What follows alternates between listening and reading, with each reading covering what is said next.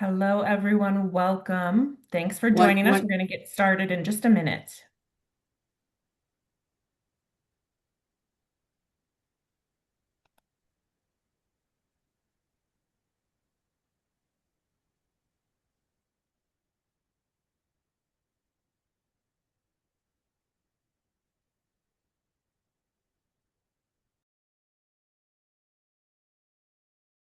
Thanks for joining us today, everyone. We're going to get started in just a minute or two.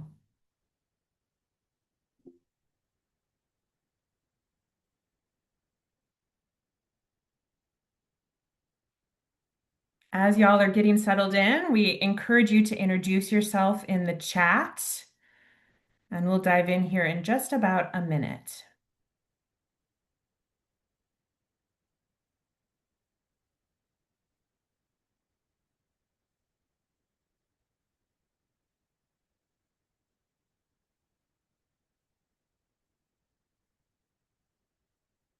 Welcome, welcome. We're going to get started shortly. We're glad y'all are here. A fellow Midwesterner. Welcome, Penny. If you're just joining us, go ahead and introduce yourself in the chat, if you will. And I'm going to go ahead and get us started. Welcome, everyone, to CSR Marketplace Virtual 2026 and to today's session, Break Up with Burnout, the Resilience Advantage for CSR Leaders, which is sponsored by the Center for Creative Leadership.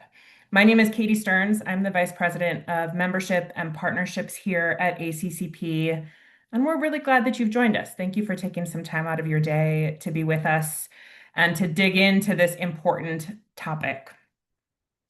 As you might know, ACCP is the premier membership organization for corporate social impact practitioners, and all of our programs, including this week's CSR Marketplace Virtual, are designed to advance our mission to share knowledge, foster solutions, and cultivate a community of peers. So we're glad that you're part of that community today. This is one of 8 sessions that ACCP is hosting as part of this year's CSR Marketplace Virtual. And just a little plug, registration is still open for the rest of the sessions throughout this week. So if you see another topic that catches your eye, we hope you will choose to join us or share with a peer or a friend who might be interested in that topic. We are recording all of the sessions and they will be posted to ACCP's website next week and then available for you to view and review through the end of the calendar year. So we hope you'll take advantage of that opportunity. Before we get started, I want to highlight some of the other upcoming ACCP programs. If you are based in Chicago like me, there is still time to join us for our in-person CSR exchange, which is happening next week on June 23rd. That's just one of the local events we're hosting this year. We will also be in Seattle, Philly, LA, New York, and Minneapolis later this year. So if you're in one of those locations, we'd love to see you. On July 9th, our members are invited to join us for a virtual topical member discussion. This one's going to be an insider sneak peek preview of the findings from our CSR Insights survey. And then on July 15th, members and non-members alike are welcome to join us for a webcast releasing the results of that full 7th annual CSR Insights survey. And if you're curious what ACCP membership is all about, you can join us for a deep dive into our membership program and membership benefits on July 16th. And then the Don't Miss ACCP conference. It's truly the event of the year for corporate social impact practitioners. We'll be in Boston in September this year, and early bird registration ends next Friday, June 26th. So if you are thinking about joining us, don't wait. You can find more details about all of these events at accp.org. Okay, a few logistics for today. We have turned on closed captioning and live transcript. So if you'd like to see the full transcript, you can look for that CC icon at the bottom of your Zoom screen and click the caret to select View Full Transcript. And we want today's session to be interactive. So we encourage you to interact with our speakers and with each other. I'm seeing lots of introductions happening by using the Zoom chat. And we also want to field your questions throughout today's program. We will have dedicated time at the end for Q&A. So we invite you to use that Q&A feature to drop in any questions you might have for today's speaker. With that, let's get to the good stuff.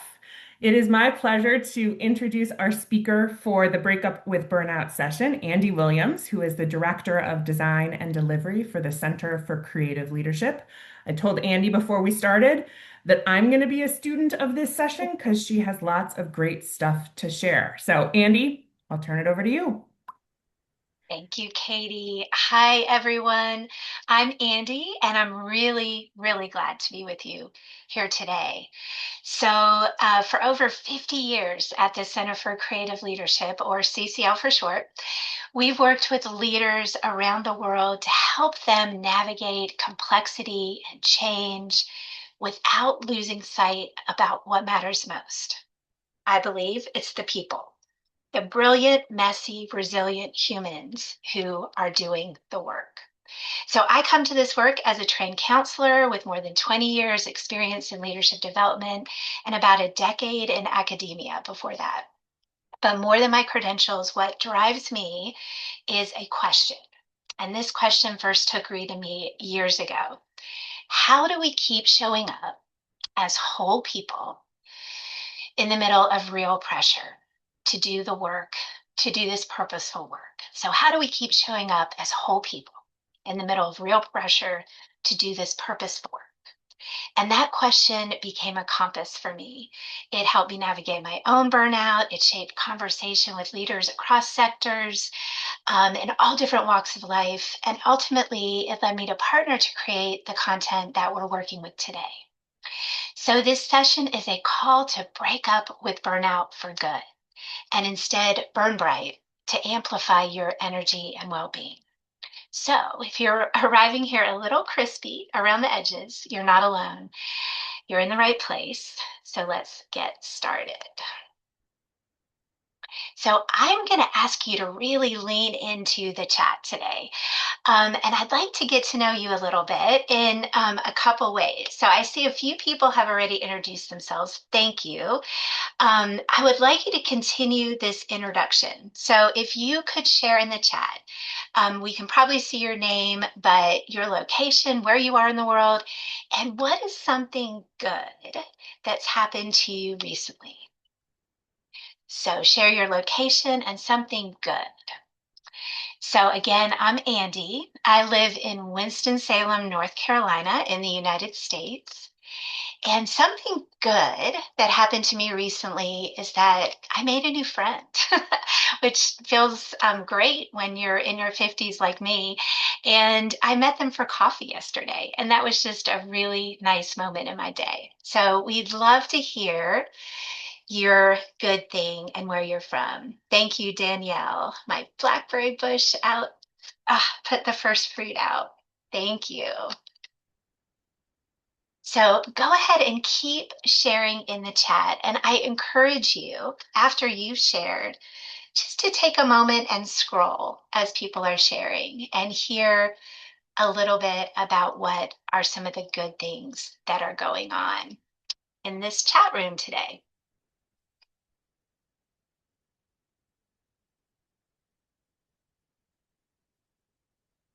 So we're going to be playing with this metaphor of fire today. Burning bright is not all consuming.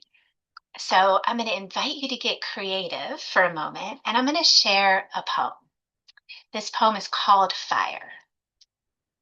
What makes a fire burn is space between the logs, a breathing space. Too much of a good thing, too many logs packed in too tight can douse the flames almost as assuredly as a pail of water would. So building fires requires attention to the spaces in between as much as to the wood. When we're able to build open spaces in the same way we have learned to pile on the logs. when we can come to see how it is fuel and the absence of fuel together that make fire possible. We only need to lay a log lightly from time to time. A fire grows simply because the space is there, with openings in which the flame that knows just how it wants to burn can find its way. This poem was shared with me back in the midst of the COVID-19 pandemic, and it really became kind of a guiding light, not to put too many puns in here, for me as I was thinking about how to be in that time. Um, we're going to be talking today about how to create some space between small moments that really make a difference. We're not talking about making seismic shifts. We know that is unrealistic with your day to day lives. But there are things that you can pay attention to throughout your day and make some tiny shifts that have a big impact to your well being and your team's well being. So here's where we want to go. We want to learn about this science of micro breaks and how these tiny recharge habits and rituals can impact us not only on our energy, but on our performance. And I'm going to lead you through just a couple of tactics, some things that we'll do in this session that I hope you'll receive a meaningful charge from. So, all right. So, one small thing we can always do is to put our phones out of sight. So, you can see here, merely having your smartphone out on your desk leads to a statistically significant impairment of your cognitive capacity.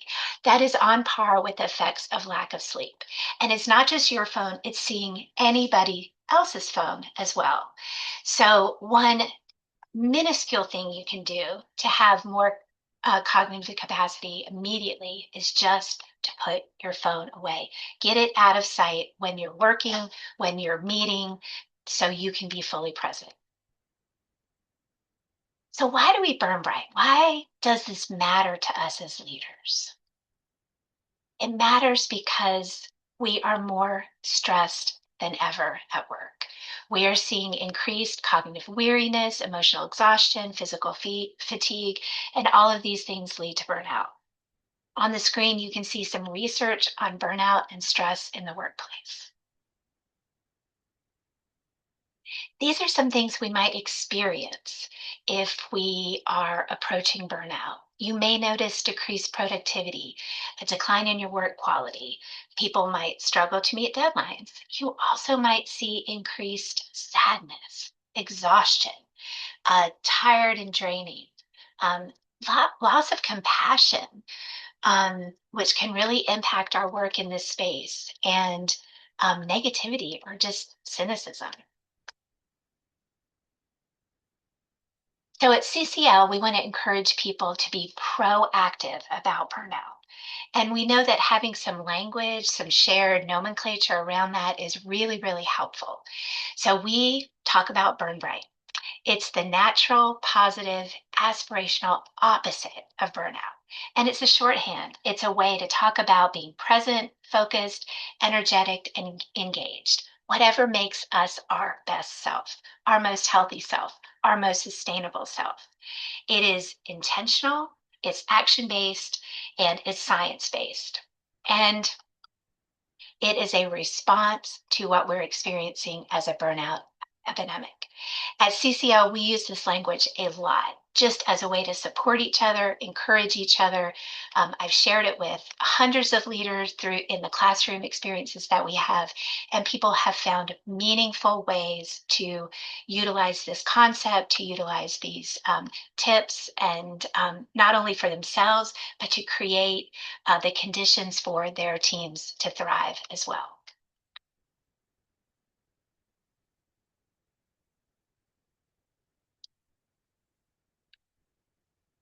So here's a full definition.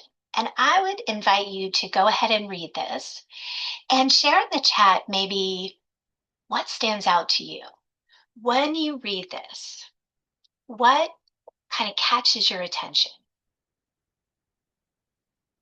I'm going to give you just a moment to do that. And go ahead and share that in the chat. I see a question, will this deck be shared? We're happy to do that.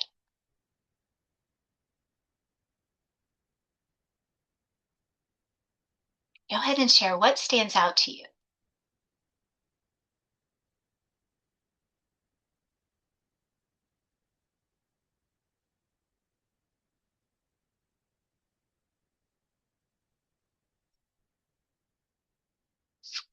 So, what stands out to me is this consistent, intentional practices where we can create some virtuous cycles, that we can influence our experience by interrupting what we're experiencing as far as our conditions for burnout.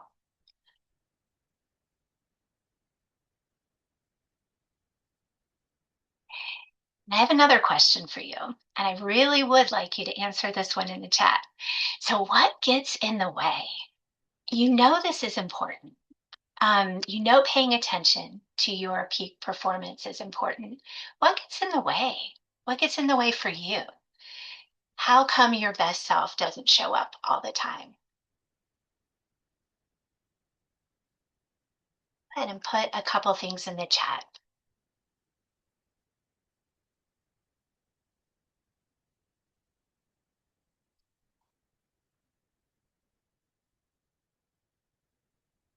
Stressed, not enough time, too many issues. Absolutely. Our own need for control. Thank you, Amanda. Absolutely.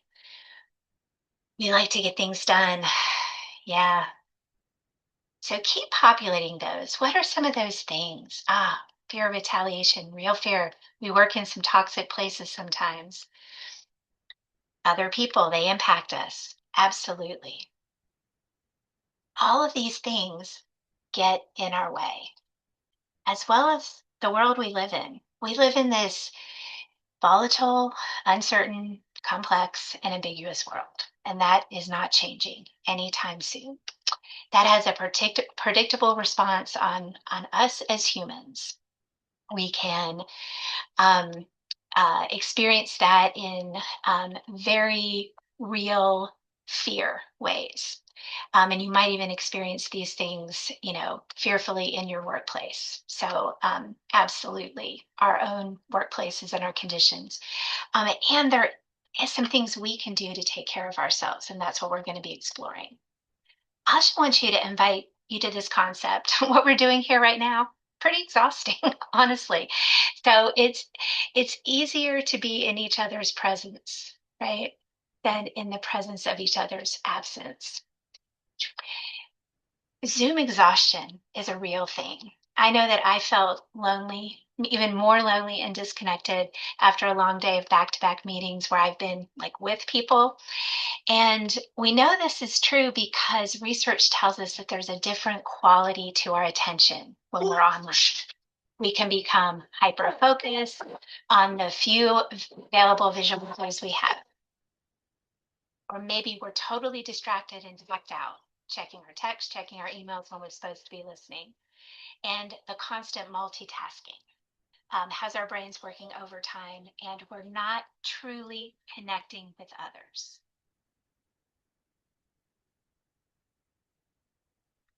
So I have deeply experienced burnout myself. About 6 years ago, I was caught in this exact cycle, working harder, longer, and honestly, really not being able to gain any ground. And got to performance appraisal time, and my boss noted that I was at risk for burnout. She was not wrong. My long hours were actually not making me more productive, even though at the time I would have sworn that was true. But inside, I felt like a zombie, hollow, and definitely not myself. During that time period, I was doing a value sort activity for my son Luke's Boy Scout troop, and one of my values was enjoyment.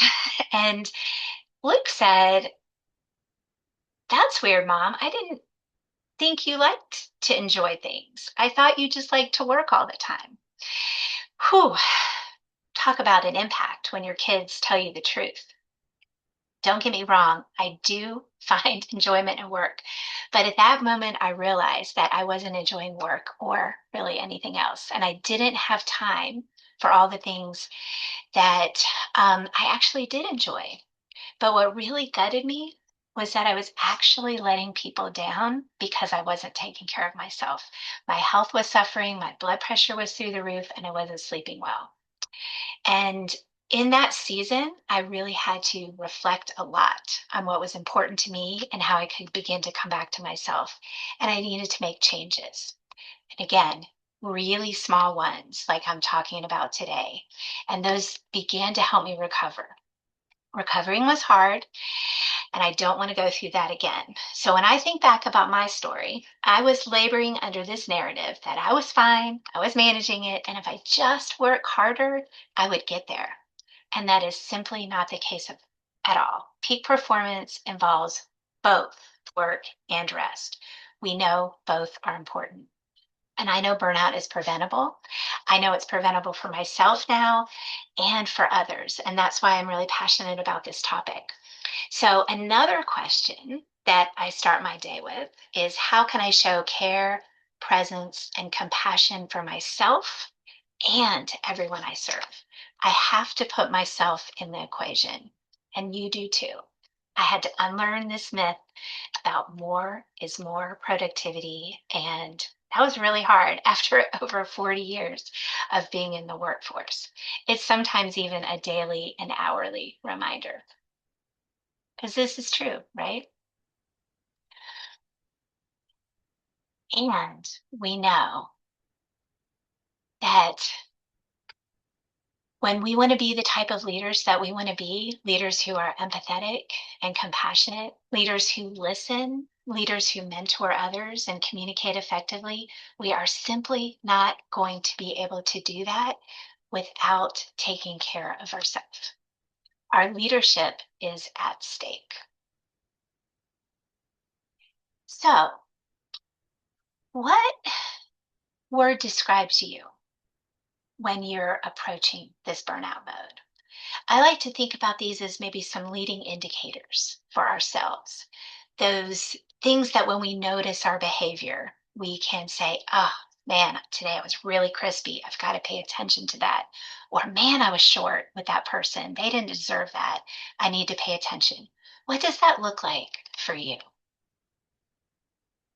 What are the words that describe you when you're approaching this mode?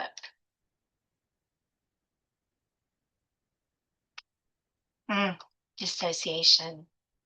Thanks, Margot. Yep, short, irritable,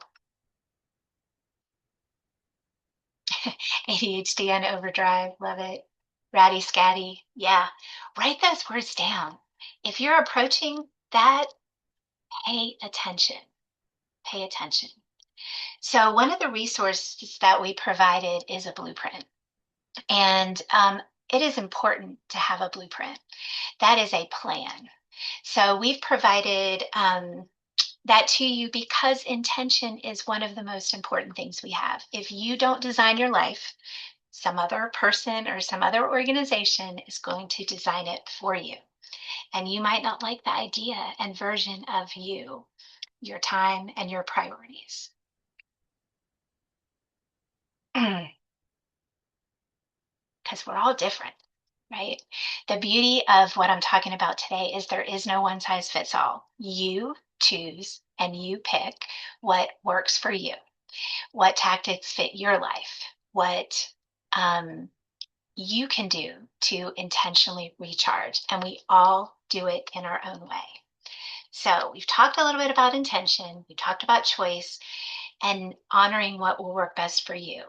Now let's look at some mindsets and tool sets that help make that possible.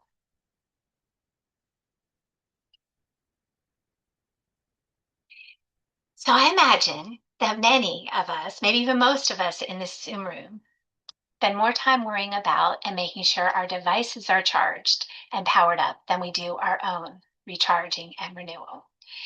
And we know that a lot of leaders approach it that way. We know a lot of people spend more time attending to the charge on their device than they do to their own selves. We notice if our phone is at 10% and have a moment and go and recharge it. But we are rarely as intentional about noticing our own energy levels. So, what I'd like you to be asking yourselves is how often do I check in with myself during a day? Say, you know what? I'm at 20%. I've got to have this really tough conversation with Michael, and I really want to be focused on it. And I want to do something brief to maybe recharge myself for that conversation. Or maybe I'm about to make a shift from my professional Andi to my parent Andi. And even if that's just a few feet away walking down the hall, I'm only at about 15%. And I have to have a really tough discussion with my daughter. I don't want to be at that for her. I want to bring my best for her. So, what can I do maybe that's short and sweet to recharge myself?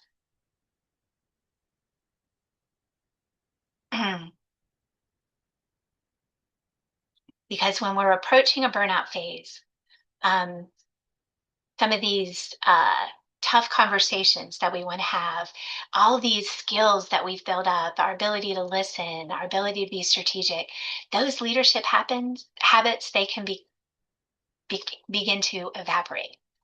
So we really want you to think about resilience is how you recharge, not just how you endure. It's about being intentional about your recharge. As you all know this, I know you do. Taking care of ourselves first, putting on our oxygen masks first, is not at all selfish. It's actually quite the opposite. It positions you to be who and how you want for your peers, for your colleagues, for your friends, for your families. You want to bring your whole self. So, one of my favorite concepts is this notion of time confetti. So I fall into this narrative all the time. I do not have 45 minutes or even maybe 30 minutes to do something. But if I think about my day, and there are really fascinating time studies about this, we do have these scraps. We have these moments. We have time sprinkled throughout our day. 5 minutes here, 6 minutes there, 4 minutes over here. Maybe we get a full 10 minutes.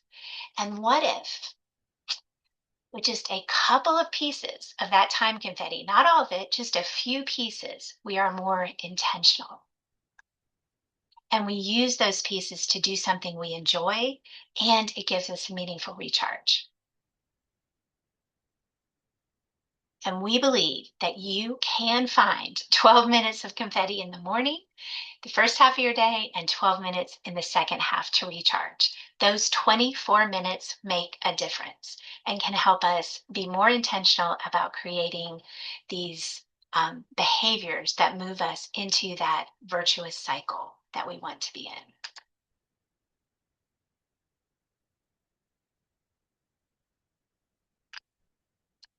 So we need rest, clearly, and we need rejuvenation. And these are two separate things. So I just want to draw that to your attention. Just because you're no longer draining your battery doesn't mean you're recharging it. So rest is important, but you also need to be intentional about things that rejuvenate you. Time for both are important. So brain breaks. These are a tremendously helpful tool in your toolkit. These are things where you truly give your brain a break. You're not utilizing your phone. You are in your body. You are maybe just playing with your pet. You are not doom scrolling. You are not um, uh, out there, making a list about something. Your brain needs to rest, and just getting away from some of those incessant habits can make a big, big difference. Take a look at this. So, this is a scan of somebody's brain. The top row is somebody who went from meeting to meeting to meeting to meeting without taking any type of break.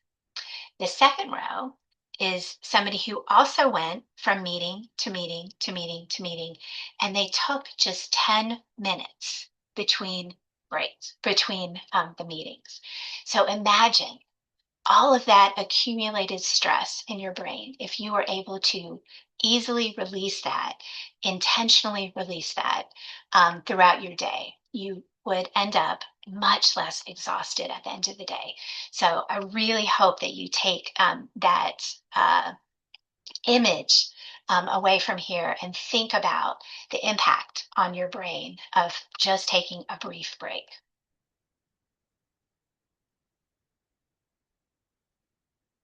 James Clear, the author of Atomic Habits, reminds us that every action we take is a vote for the type of person we want to become. So let's think about the type of people we want to be. Think of yourself when you're at your best. When you are at your home, maybe you're in your community, you're at work, and you are in the zone, you are finding joy. What are those words? What are some of the words, feelings that come to mind there? So to take a moment, absolutely put them in the chat, but also write them down for yourself. This is important to pay attention to. This is the person you want to be. When people are more energized and engaged, happy even, they just show up better at work. It leads to more innovation, more emotional regulation in the workplace, and helps create better conditions at work. Yeah, I love that flying notion. Present, creative, insightful, compassionate. Thank you, Amanda. That is the person we want to show up as. So let's think about some of these tactics, some of these practices quickly before we move into some questions. So one thing, you all know this, and I know you probably know a lot of this, and I hope this is a helpful reminder that you have some agency in how you take care of yourself, and you can use some of your time to do that. So you can see here, movement in our day does not have to be full out exercise. In as little as 12 minutes, just going outside for a walk, one single bout of physical activity can significantly improve our mood, our ability to take perspectives, our empathy, and our emotional regulation, and our ability to be our present, flying, creative, insightful, and compassionate selves. You can do movement in all kinds of different ways. And even just 5 minutes of movement can make a big difference. You get an especially big bang for your buck if you get outside and move. This idea of green exercise and being outside can have an additional impact on your mental well-being, including lowering rates of depression. So getting out in nature, even for just a few minutes, even just looking out your window for a few minutes, can help you with your focus, memory, and enhance your mood. And so one really important tactic that I want to encourage you to do is get out and have walking meetings. Ask yourself, does this meeting have to be on camera? Do we have to stay inside this room? Can we be outside? Think about movement versus exercise, and think about time confetti. Even that 15-minute call that you need to have, both get on your cell phones and go outside. So I encourage you right now to look at your calendar and see if there are any meetings that you have coming up that you can convert to a walk and talk, or an off-camera meeting where you can be on your cell phone and walking outside.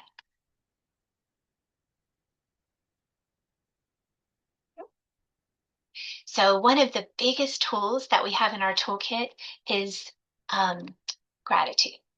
So gratitude has been studied over and over again, and we know that it leads to greater well-being, greater life satisfaction, and a greater sense of connectedness to other people.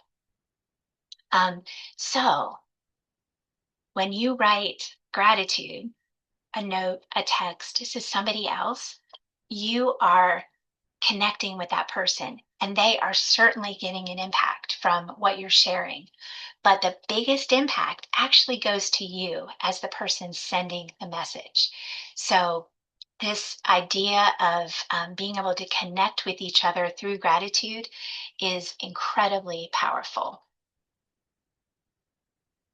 Mm. And there have been studies that even reflecting yourself on just three good things that happen to you every day, and I would add, and why. So noticing the three good things that happen to you and why they are important to you, that doing that practice for even as little as 1 week has been shown to reduce depression and anxiety for as long as 6 months. So please experiment with some of these things and see what might work for you. So, right now, I would like you to pull out your phone. I know I told you to put it away, but go ahead and pull it out. And I'd like you to just write a short gratitude text or email to somebody. Just let them know they had an impact on you. It can be really brief. We actually encourage you to make it brief and concrete. And just notice how that made you feel. All right, one more tactic here. So remember this activity we did way back at the beginning when we started this session today. I asked you to think about something good that happened to you in the last couple of days recently. And this is a powerful tool that you can do in meetings, that you can do to enhance connectedness with other people. It can be really, really important in this virtual space we're in. This technique is called savoring. And savoring is about being mindfully present and engaged with our experience of positive events, or using our memory to intentionally and impactfully revisit them. So, when we are able to remember that positive thing, when we think about that experience, whether it's positive or negative, our brains and bodies react in almost an identical way as if we were reliving that experience. So, reliving these positive moments impacts our brains in a very tangible way. And when we do this over time, we train our brains to see more positive things in our lives as well. And it becomes a habit.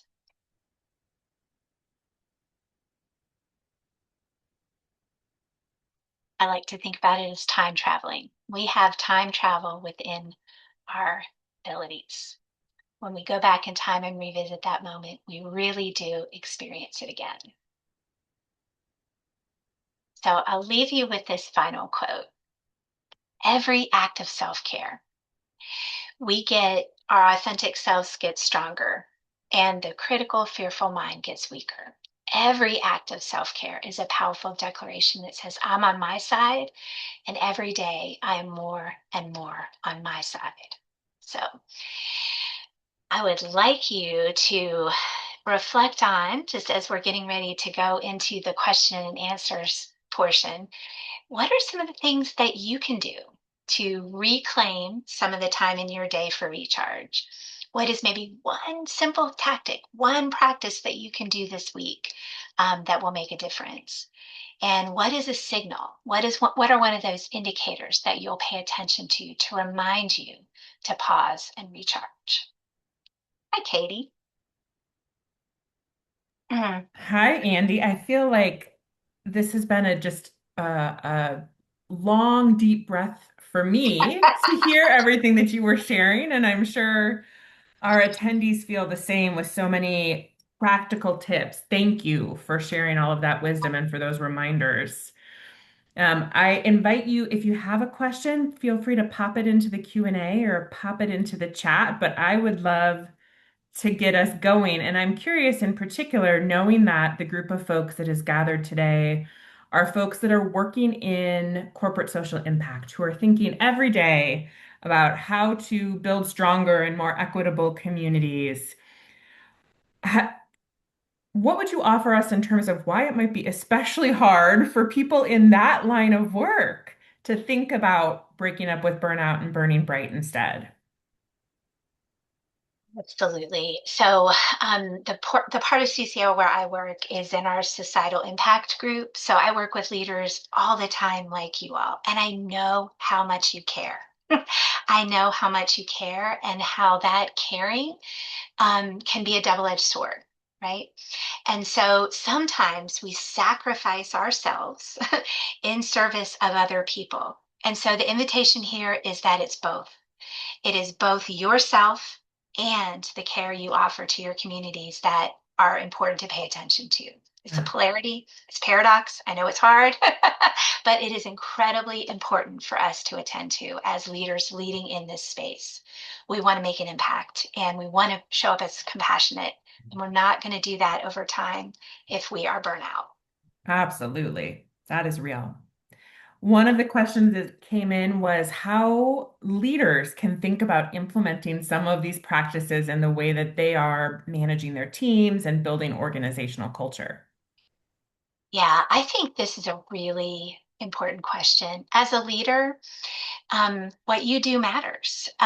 You role model behaviors for people. Sometimes you bring the weather to a meeting, right? If you are not being mindful of your own resourcing, that is going to spill over on other people, right? They're watching. They're absolutely watching you.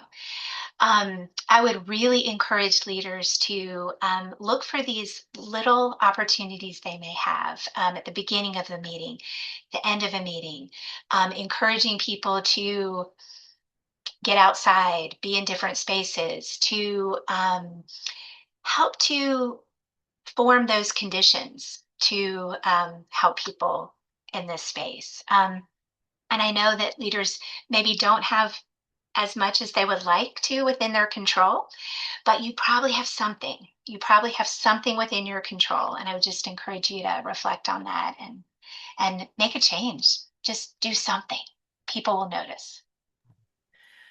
Well, and on that topic of do something, right? You talked about the time confetti, which had me reflecting on my own, like, trapped moments that I don't Mhm. maximize. And you've offered so many good thought starters and questions for folks to continue to ponder.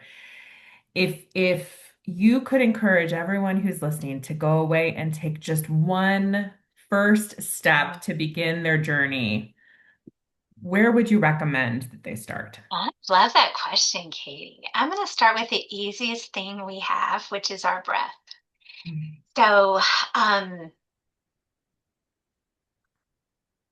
one of the most powerful tools I've learned over the last couple years is this physiological sigh.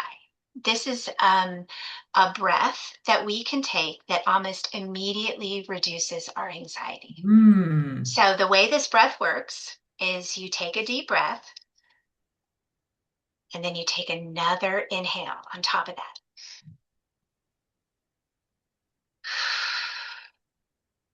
Hmm.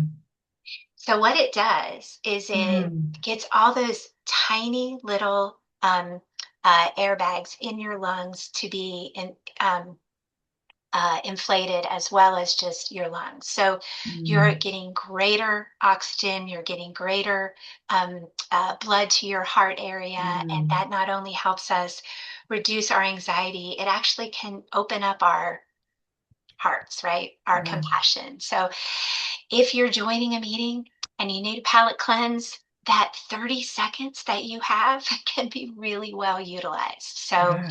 leaning into breath, leaning into that presence that you want to bring to, you don't want to bring that other meeting to the new meeting, right? You want to be able to um, do something to cleanse and a breath 15 seconds. Yeah. With intention, it makes a big difference. Yeah. Well, and we saw that in the brain scans you showed us, right? Just Absolutely. having a reset in those back-to-back meetings can change everything. Changes everything. It Yeah. really does. Wonderful. Well, Andi, thank you so much for walking us through this Burn Bright philosophy and giving us some really practical places to start. We're really grateful for the partnership of Center for Creative Leadership in bringing this content to ACCP and our audience. And for all who joined us, we want your feedback. So please scan the QR code that you see on the screen or click on the link that's in the chat. We would love to hear your thoughts on today's session. And again, today's recording will be posted on the ACCP website next week and available through the end of 2026. So when you find that you need to remember these practices again and put them into play in your lives on a daily basis, you can always revisit and enjoy the recording again. Thanks again, Andi, and we hope to see Thank you you. again, all of you, in a future CSR Marketplace virtual session or one of our other upcoming events. Thanks, everyone. Thanks, everyone.